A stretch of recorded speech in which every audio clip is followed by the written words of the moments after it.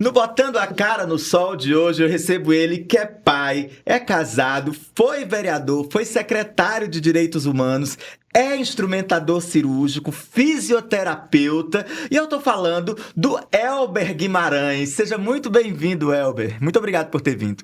Nada, que é uma satisfação estar aqui com você. Dizer que o seu coração está lindo, estamos à disposição. Pois é, a Tarsila reclamando, né? Que tava aqui do coração para sair pela boca e conversar aqui com o instrumentador cirúrgico, que já deve ter visto alguns órgãos Já, sim. similares. Isso é uma das cirurgias mais bonitas que tem. É a do coração, né? Coração. Engraçado, eu acho que foi o Felipe Andrade que teve aqui e disse assim: eu tô adorando ver o programa porque eu tô conhecendo as pessoas, outro lado das pessoas, né? O lado B das pessoas, que a gente, o lado que às vezes a gente não mostra. E é muito legal a gente conversar sobre isso, e eu já quero perguntar por que você decide ser instrumentador cirúrgico. É bem sui generis essa escolha. Esse mês passado agora, Júnior, nós fizemos, eu mais o doutor Vinícius, nós contabilizamos 1.000 cirurgias juntos, 1.000 cirurgias ortopédicas. E isso, para mim, é muito importante, porque é um medo de você estar trazendo a ortopedia, como eu sempre digo nos meus estragão, a ortopedia é coisa séria. Então, o que nós fazemos por essas vidas, por essas pessoas, as pessoas que mais precisam, e sempre trabalhando no SUS, Hospital Infantil, HUT, HGV, isso me emociona muito, poder estar contribuindo com as pessoas, e Deus está me usando como instrumento na vida dessas pessoas. Mas você também é fisioterapeuta, né? É. Como foi a escolha para se tornar fisioterapeuta? Para aliar tudo dentro da área da saúde? Como foi? Você acorda um dia e diz, vou fazer um vestibular para fisioterapia. Não, foi assim, por trabalhar com ortopedia, traumatologia, e aí tudo aconteceu muito rápido na minha vida. Eu já vi vários programas seus, parabéns pelo programa. Obrigado. E eu vejo sempre tradições, vereadores, secretários que vêm de tradições de famílias políticas. A minha é totalmente ao contrário. A política na minha família começa em 2016 comigo. Mas por conta da ortopedia, da traumatologia, por trabalhar na HUT, por ver a dificuldade que os timonenses tinham em conseguir cirurgia de baixa complexidade, de média complexidade, de alta complexidade. E isso me trouxe aquela paixão pela medicina, pela ortopedia, pela fisioterapia. E aí, quando eu fiz esse curso de instrumentador cirúrgico, quando foi em 2016, eu me lancei pré-candidato a vereador e fui eleito. E aí comecei o curso de fisioterapia, que tive uns puxões, aí veio pandemia, ainda tem umas pendênciazinhas lá que ainda tenho, que eu tenho que, inclusive, tá ontem ligando para a faculdade para a gente poder alinhar tudo isso e resolver tudo isso, porque foi muito difícil aquela pandemia para a gente, tanto como era agente público, mas também para as pessoas, né? Foi uma coisa mundial que acabou trazendo problemas significantes em nossas vidas. Você foi vereador, mas você começa uma trajetória relacionada à educação, né? E a gente tem conversado com algumas pessoas aqui vendo como a educação é importante na vida das pessoas. E eu fico muito feliz que as pessoas que vêm aqui trazem uma história de vida transformada pela educação, e a sua também né? Porque você começa instrumentação cirúrgica e entende a importância da fisioterapia, entra na faculdade para se tornar um fisioterapeuta. Queria que você falasse um pouco sobre isso, sobre a importância da educação. A educação é primordial, né? O que pode mudar o nosso país. Principalmente porque a gente está numa cidade que é a melhor educação do Maranhão, né? A melhor IDEB, né, que existe no Maranhão. É fruto de uma prefeita com responsabilidade, uma professora, e quem ganha é a população. Então, a educação é tudo, é o que pode mudar. E o importante da educação, Júnior, é o médio e longo prazo que ela acontece em nossas vidas. E é por isso que fez eu escolher essa área, porque a fisioterapia ela é a cereja do bolo de uma cirurgia ortopédica. Uma cirurgia ortopédica sem a fisioterapia, ela dificilmente, raramente, ela vai ter um final feliz, vai ter assim, um final bacana daquela cirurgia com consolidação. Então, é muito importante isso. E você sabemos, na cidade como Timon, que é a terceira cidade do Maranhão em número de mortos, então é a terceira cidade em número de acidentes. E o trauma traz muito isso para a nossa mobilidade urbana, traz muito isso para os nossos hospitais. HUT, HGV agora, que é o nosso hospital que já faz cirurgias ortopédicas de baixa complexidade. É bom a gente sempre lembrar disso, falar isso, da importância desse hospital que vem fazendo um belo trabalho na cidade de Timon. Olha, eu não sabia desses dados, que é o terceiro lugar de Timon, né? Em número de motos, interessante. É porque conseguiu agora desenvolver, mas Timon chegou a ser a cidade do Nordeste que mais vendia motos. E se você pegar o ranking da Honda, até agora, se você olhar na internet, você vai ver que os maiores vendedores das Hondas são de Timon. Por que isso? Porque Timon é um braço direito, é um coração aqui do lado de Teresina. De uma capital. De uma capital. Então, cresceu muito a construção civil e as pessoas começaram a ter as facilidades de estar comprando essa moto. Então, Timon entrou nessa onda e só perdia para Imperatriz, São Luís Imperatriz, por conta disso. Porque teve a facilidade, né? E conseguiu chegar para as pessoas que tinham uma renda menor e conseguiram, não tinham poder de ter um carro e tinham moto. Então, cresceu muito. Enquanto onde há muita moto, há muito acidente. Então, Por outro lado, cresceu o número de cresceu acidentes. o número de acidentes, a HUT virou muito cuidado aí, hein? Muito cuidado aí no nosso trânsito. Você fala que a história política da sua família, ela não é herança, né? Não. Começa exatamente com você em 2016, que é o ano que você se candidata e ganha a eleição. Foi quantos votos? 1.099 votos. Foram bons votos, né? Foi. Por que você decide entrar no ramo político e principalmente se candidatar a vereador? Júnior, no início dessa conversa, ele tá me lembrando muitas coisas aqui na minha cabeça, mas assim, foi exatamente isso. Foi ver o sofrimento do timonense.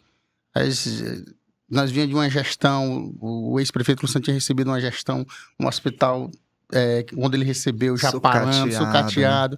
E aí aconteceu esse levantamento dessas motos e foi muito acidente.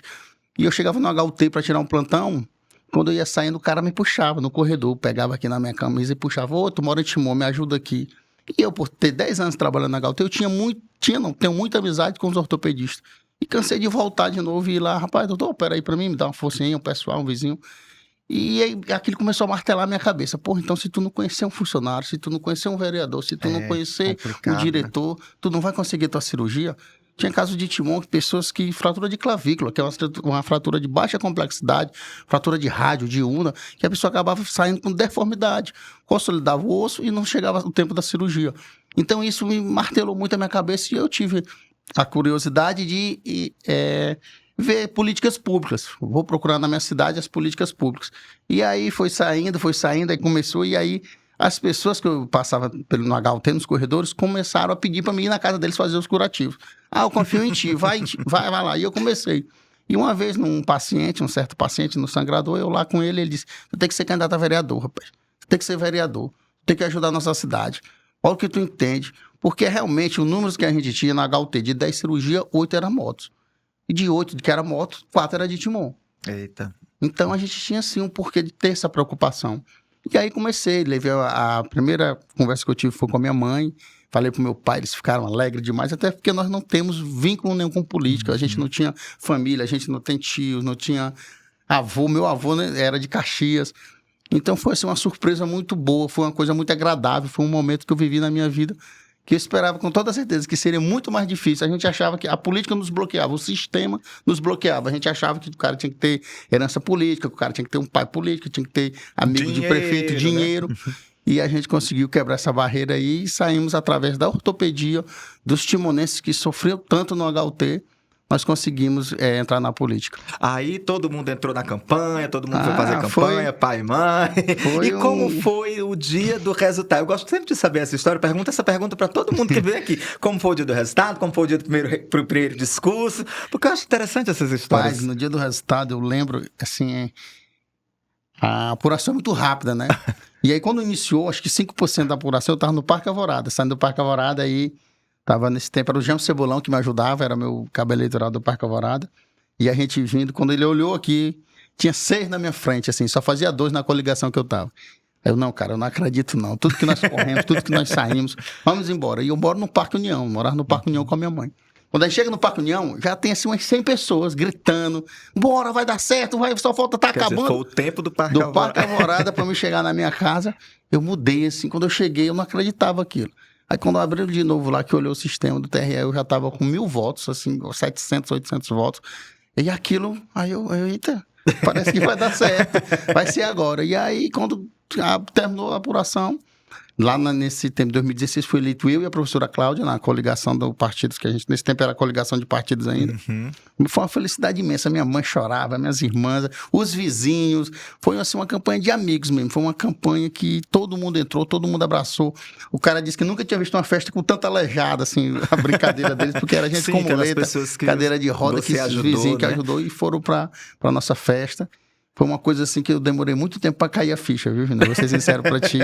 Foi preciso acontecer outras coisas na política para mim poder cair a ficha da minha eleição. Às vezes eu vinha para a sessão e esqueci o terno, assim, eu não tinha ainda aquela noção. Sim, o hábito, às vezes né? uma bata aqui e esqueci o terno dentro em casa, voltava e a gente foi sabendo que o terno fica no gabinete, então eu aprendi muito com a política. Aprendi muitas coisas boas com a política. A política me ensinou a também vencer na vida. E o primeiro discurso? Subir na tribuna pela primeira vez, falar para todos os timonetes. Zero. YouTube, eu olhava, primeiro discurso. Anotava. Eu agradeço meu pai, minha mãe. 0. Quando botou lá que eu subi na tribuna, que eu olhei que tinha 3 minutos, quando eu olhei não faltava mais nem 1 minuto. Meu amigo, lá sai o coração, sai a emoção, a gente começa a agradecer. Aí você imagina, não, vou citar nomes, aí começa a citar nome e vai esquecendo outro e vai esquecendo, e aquela confusão. Cara, o primeiro discurso é muito diferente, assim, é o primeiro, você não tem como. Eu passei o dia todo no quarto olhando, ó, vou falar isso, o que eu quero, meu projeto.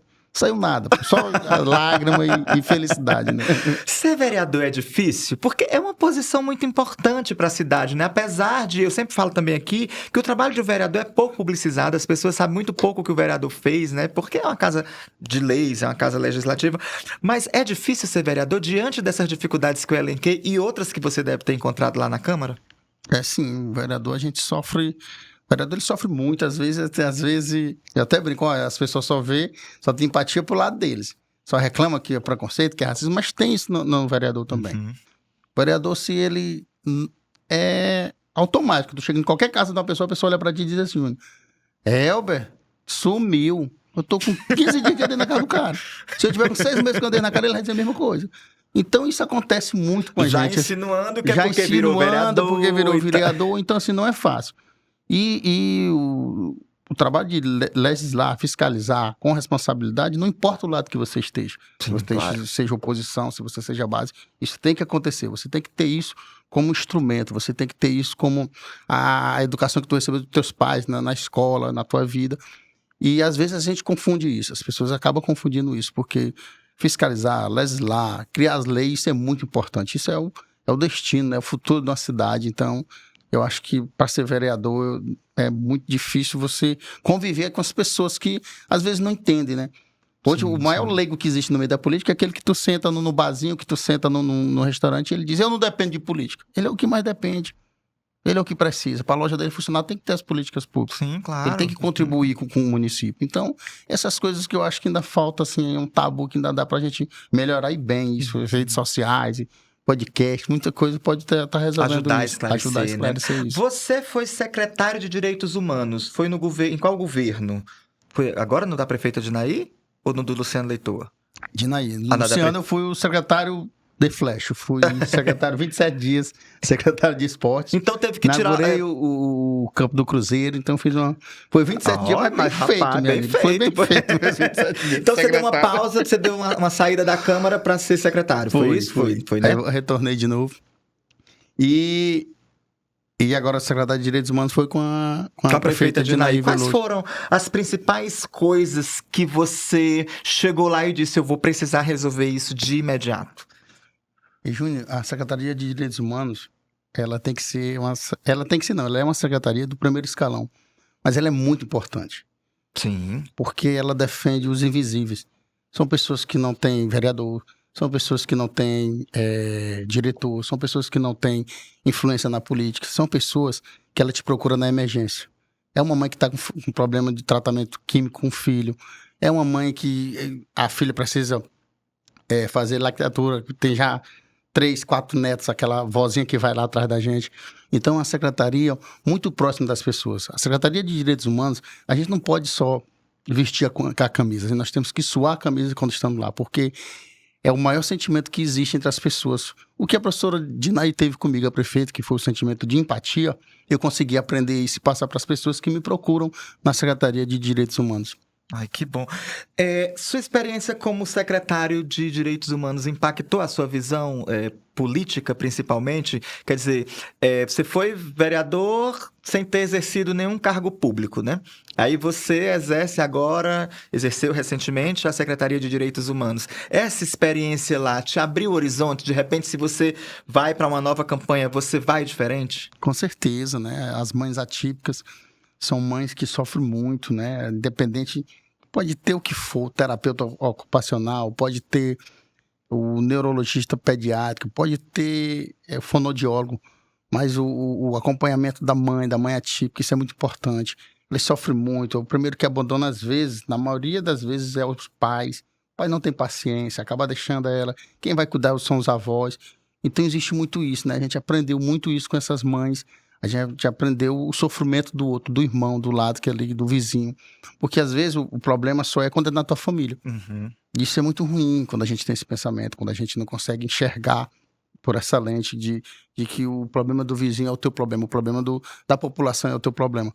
E aconteceu muito isso, não só com essas mães, né? Mas existem os preconceitos nas matrizes africanas. Aqui tem muito na nossa cidade, muito terreiro, muitas pessoas que têm essa origem. Outro preconceito grande que nós temos, que eu não sabia, é em relação aos ciganos. Se o cigano chega num posto para beber uma água, se ele estiver usando aquela roupa, já tem um preconceito do frentista. Se ele chega em qualquer comércio, o segurança já começa a olhar para ele. Eles não entendem que aquilo é uma cultura, que a roupa daquela cigana, daquela meninazinha, do pai, é uma cultura deles, que eles carregam de famílias. Então existe muito isso. Eu presenciei aqui na Cajueiro, existe uma família de ciganos, e eu presenciei os maus tratos de uma pessoa, um funcionário do posto, porque a criança se aproximou com a mãe, e eles com aquelas roupas, com aqueles vestidos verde, vestido bem vivo, por conta disso. E eles acabam largando a cultura para poder entrar no mercado de trabalho. Para poder ser inserido nessa sociedade, né? E ferindo, de alguma maneira, o maior direito constitucional do ser humano, que é o de ir e vir. Eles podem ir e vir para ser como você quer, né? Exatamente. E eles acabam tendo vergonha. Eles acabam tendo vergonha por conta disso. Na escola, tem um bullying contra eles, quando eles sabem que eles são ciganos. Tem uns que escondem o tempo todo. É uma grande pena. A família nos procurou na Secretaria de Direitos Humanos. Até às vezes abordagens policiais acontecem de forma de quando sabe que são ciganos, né? Porque eles têm essa cultura deles, mas eles sabem também que existiu muita infração dele na sociedade. Sim, então, que prejudicou. E eles acabam pagando por isso. A família que é o cigano, eles acabam sendo prejudicados na maioria dos locais, com preconceito, com racismo, com falta de respeito mesmo, de empatia das pessoas com eles. Albert, de que maneira você falou aí dessa questão dos ciganos? Eu fiquei bem surpreso. E de que maneira, assim, a sociedade pode ajudar a garantir esses direitos humanos? De que maneira eu, por exemplo, posso ajudar? De que maneira aqui o pessoal pode ajudar enquanto sociedade civil a garantir esses direitos? Existe alguma coisa que a gente possa fazer enquanto sociedade civil? Eu acho que a gente inclui eles mesmo nas políticas públicas, né, Júnior? Eu tive a oportunidade de ir lá na secretaria, mas eu peguei o endereço, eu visito, eu vou na casa deles, eu vejo a situação. Eles querem jogar bola, eles querem vir inaugurou aqui um parque aqui na Avenida Piauí, eles querem lá ter um horário, eles querem vir no ginásio, eles querem vir no folguedo, ter a oportunidade de mostrar o serviço deles. Então eu acho que precisa disso, da gente se colocar no lugar deles, precisamos mais de aproximar eles da gente. Procurar o belo trabalho que é feito na escola Beija-Flor daqui da cidade de Timon, que vem acontecendo há muito tempo. Eu acho que a gente precisamos mais fazer essa triagem, fazer mais essa peneira, que eu tenho certeza que nós vamos conseguir incluir eles. É inclusão mesmo, né? A gente precisa incluir eles no nosso meio, porque eles são gente, eles são vidas, são mulheres, eles são crianças, eles querem apenas participar da nossa sociedade. E acaba pelo bloqueio mesmo da sociedade, eles acabam se afastando. Porque as pessoas às vezes falam muito de igualdade, mas na verdade a palavra é equidade, né? Que todos... Exatamente. Bom, e a gente tem um trabalho, um local que é bem inclusivo, né? E que é do município, que é o Maria do Carmo Neiva, né? A Unidade Escolar Maria do Carmo Neiva, que hoje é um grande complexo educacional, na verdade, né? Eu queria muito que você falasse sobre isso, principalmente porque lá tem muitos serviços e, de repente, a população nem sabe que tem, né? E que inclui as pessoas, ou pelo menos que ajuda essa inclusão a acontecer. Júnior, em nome dessas mães, eu quero até agradecer a prefeita Dina Veloso pela forma que ela conduz isso. Maria do Carmo hoje não existe mais mães atípicas lá, não existe mãe, mas existe moradores. Vou citar o caso da Eliane, que é uma mãe que tem 3 filhos autistas. Grau 1, grau 2, grau 3. Ela mora no Maria do Carmo Neiva. Ela mora lá. Então, o que vem acontecendo no Maria do Carmo Neiva é coisa de outro mundo, é coisa assim dos profissionais, de pessoas que querem estar ajudando, de pessoas que estão resolvendo esse problema. Mas tudo dentro do seu limite. O município de Timor já é responsável por isso, na saúde, por ter a baixa complexidade e a média complexidade. Esses pacientes, eles precisam de acompanhamentos, eles precisam da alta complexidade, onde entra a responsabilidade do Estado na nossa cidade. A prefeita não consegue, prefeitura nenhuma consegue manter uma alta complexidade de crianças com PC, crianças com síndrome de Down, crianças com autismo, eles não vão conseguir manter, porque é muito caro. Hoje, se a prefeita de Inaí Veloso quiser contratar 2 neuropediátricos, ela não consegue nenhum essa semana para poder vir. A falta de profissional. Então, a gente precisa do amparo do Estado. Nós precisamos que esse Maria do Carmo seja dada continuidade pelo Estado. Nós não conseguimos fazer essa ortopedia sozinha. Nós temos que dar as mãos. Porque senão, nós vamos começar um tratamento. Nós começamos um tratamento e o paciente vai evoluindo, aí ele volta novamente. Retrocede, né? Para o início. Por conta disso. Porque nós temos que ter isso. Nós temos que ter políticas públicas sobre pactuação. Nós temos que resolver sobre isso. O Estado tem que olhar para Timon, deixando Teresina de lado. Porque eu já tive em reunião dentro do Palácio, onde eles dizem, mas Teresina resolve. Mas eles não estão aqui. Eles só acham que Teresina resolve. Timon resolve. Então, onde é o nosso serviço de município, nós estamos cumprindo. Nós tivemos essa semana, eu estive com a prefeita e a gente, atrás de terapeuta ocupacional, nós não conseguimos. Não tem. Então é isso, nós precisamos dar continuidade nesse trabalho. Porque isso, o que nós estamos fazendo, nós conseguimos evoluir, o município evolui o paciente. O paciente vai numa crescente, mas aí chega uma hora que vai ter que precisar de um equipamento, vai ter que precisar de uma alta complexidade, onde o município não vai ter mãos para isso. E as parcerias são importantes. E as parcerias são importantes. Então é isso que eu acho, na minha opinião, que falta, é o Estado esquecer um pouquinho a política, esquecer um pouquinho quem que esteja aqui na frente e abraçar e pensar na população. Olha, não sei se você está acompanhando o podcast, mas todo final do podcast a gente tem uma pergunta bem curiosa, bem quente, que é onde você bota literalmente a cara no sol. Peraí. Você vai também, claro, já que você aceitou vir pra cá, vai colocar aí a cara no sol pra responder uma pergunta quentíssima e cuidado pra você não se queimar, tá bom? E eu pergunto, botando a cara no sol com Elber Guimarães, você já tremeu na base em alguma cirurgia, assim, já ficou com medo, já quis desmaiar, já aconteceu alguma coisa lá quando você tava na instrumentação cirúrgica? Lógico que sim. Aí não adianta eu mentir aqui que eu tremei, eu até sabia que eu tava mentindo, lógico. Nós recebemos a cirurgia até do Amadeu Campos, do apresentador. Sim. E era uma pessoa, o Amadeu Campos ele é muito grande. A gente vê ele sentado ali, mas é muito grande. Ele teve uma fratura na lombar torácica, na coluna. E aí, quando o médico abriu, que veio, além de ele ter a fratura, ele teve uma luxação. E aquilo me assustou muito. Você vê a coluna da forma que eu vi a coluna dele, né? Sim. Além de ela estar quebrada, ela estava luxada. E aquilo me assustou muito. Eu estava com o doutor Jacinto. O que é luxada? A luxada é a subposição dela. Ela deixa eu tirar um pouquinho do sol aqui. Pode deixar. Ela quebra e faz isso. Entendeu? Que é mais grave ainda. Aí tinha medula para todo lado, era a maior confusão lá, e aí a gente ficou cirurgia muito séria. Inclusive, hoje ele anda de cadeira de roda, né? Sim. Ele teve lesões que não conseguiu, mas teve um movimento nas partes inferiores. Cirurgia muito grande, foi feita pelo doutor Jacinto, pelo doutor Leonardo Eulalio, que nos ajudou também. E ele teve uma fratura no ombro, que a gente percebeu na hora lá que estava passando ele, a gente achou o ombro mole. Então foi uma cirurgia muito que... Eu tive muito medo quando eu abri, que eu vi aquela medula dele por cima de coluna, por tudo. Aí eu tive que botar... Então, tremeu, né? Tremei na base.